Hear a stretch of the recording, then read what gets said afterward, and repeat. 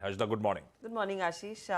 नतीजों पर नजरें। सबसे पहले बजाज ऑटो, नतीजे बेहतर रहे हैं। मुनाफा 2.5% घटा है, 1433 करोड़। लेकिन अगर आप गौर करें तो एक्सपेक्टेशन से काफी बेहतर प्रदर्शन, क्योंकि अनुमान था 1400 करोड़ के नीचे के प्रॉफिट का और उससे बेहतर डिलीवर आया है।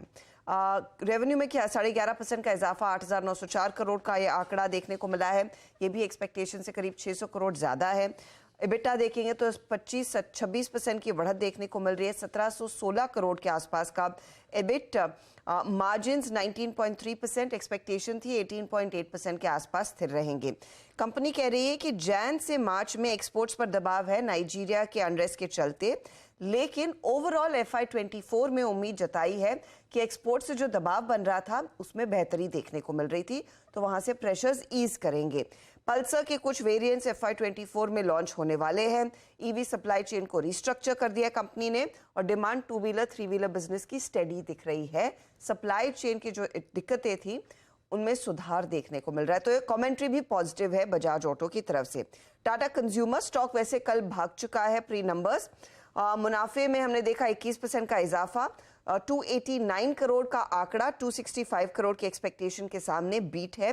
रेवेन्यू 14% बढ़कर 3,618 करोड़ पर आया, 3,528 करोड़ का अनुमान था। मार्जिन्स आप देखेंगे तो 14% पर आए हैं, जहां पर अनुमान यही था कि 13.4% के आसपास थोड़ा सा मार्जिन में दबाव देखने को मिलेगा, वैसा हुआ नहीं है। इंटरनेशनल बिजनेस रेवेन्यू में 8% का इजाफा, एक्सपेक्टेशन 2 से 3% की थी। फूड बिजनेस भारत में 26% बढ़ा है, ठीक in line with estimate. Overall business में 15% का इजाफा, 10 से 12% की ग्रोथ का अनुमान था। स्टारबक्स ने इस तिमाही में 1000 करोड़ का रेवेन्यू क्लॉक कर लिया है। तो ये हाइलाइट्स हैं टाटा कंज्यूमर के। आज गुजरात की जो PSU कंपनियां हैं उन पर नजरें रखनी है। GSFC, GNFC, GSPL, Gujarat gas, Gujarat alkalis, GMDC। यहाँ पर गुजरात सरकार ने कुछ मैंडेट सामने रखे हैं कि किस तरह की यहाँ पर अब कंपनी की पॉलिसी होनी चाहिए डिविडेंड को लेकर और साथ ही साथ बायबैक स्प्लिट को लेकर।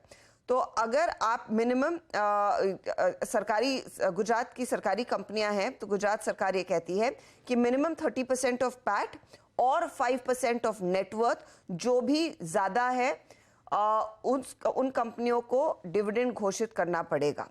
साथ ही साथ जिन कंपनियों का नेटवर्थ कम से कम 2000 करोड़ है या फिर जिनके पास कैश बैलेंस है 1000 करोड़ का, वो बायबैक ऑप्शन लेकर आए। PSUs जहां पर एक डिफाइंड सरप्लस है जो दरअसल अपने पेड अप शेयर कैपिटल के 10 गुना से ज्यादा है, उनको बोनस शेयर इशू करने चाहिए। और स्टॉक स्प्लिट के लिए भी उन्होंने कहा है कि अगर आपकी बुक वैल्यू 50 गुना अपनी वैल्यू से एक्सीड करती है और आपका फेस वैल्यू 1 रुपए से ज्यादा है शेयर का, तो आप स्टॉक स्प्लिट लेकर आएंगे। तो ये फिलहाल पॉलिसी गुजरात सरकार लेकर आई है। ये सारे स्टॉक्स आज रेडार पर रहेंगे। दालमिया भारत के नतीजे आए, वहां पर आप देखिएगा एक बीट है। मुनाफा 589 करोड़ पर आया, रेवेन्यू में 15% से ज्यादा का इजाफा। आप देखेंगे मार्जिन्स 18% पर, लेकिन मार्जिन पर दबाव देखने को मिला है।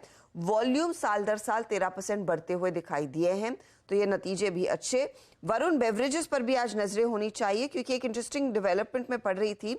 पेप्सिको के नतीजे आए और पेप्सिको ने दरअसल कहा है कि Q1 में इनकी जो इंडिया बिजनेस है, इंडिया यूनिट है जो है Varun beverages, double digit organic revenue growth इन्होंने डिलीवर की है, तो उसके चलते स्टॉक रेडार पर रहेगा। इनफैक्ट पेप्सिको ने अपनी गाइडेंस भी कैलेंडर ईयर 23 के लिए बढ़ा दी है, तो उसका भी कुछ इंपैक्ट वरुण बेवरेजेस पर आ सकता है। इन तमाम कंपनीज को रेडार पे निफ्टी की दोनों बजाज ऑटो